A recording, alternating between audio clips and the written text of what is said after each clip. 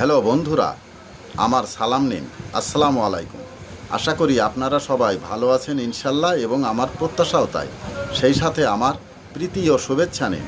আজ এ পর্যায়ে যে বিষয়ে কথা বলবো তা হচ্ছে, স্বপ্ন দেখার অধিকার সবারই আছে, যদি কিনা তার সেই সদিচ্ছা থাকে। স্বপ্ন দেখতে কোনো বয়স লাগে না। আবাল বৃদ্ধ বনিতা সকলেই স্বপ্ন দেখতে পারে বা স্বপ্ন দেখতে চায়। মনে রাখবেন, স্বপ্ন দেখতে কোনো বয়স লাগে না, প্রয়োজন সদিচ্ছা। এ পর্যায়ে এখানেই রাখছি। ততক্ষণ পর্যন্ত সবাই ভালো থাকুন, সুস্থ থাকুন এবং নিরাপদে থাকুন। শুভ কামনা নিরন্তর সবার জন্য সবসময়। ধন্যবাদ ফেসবুক মেটা, ধন্যবাদ সকল বন্ধুসহ সবাইকে। আবার দেখা হবে অন্য কোনো ভিডিওতে। আল্লাহ হাফেজ।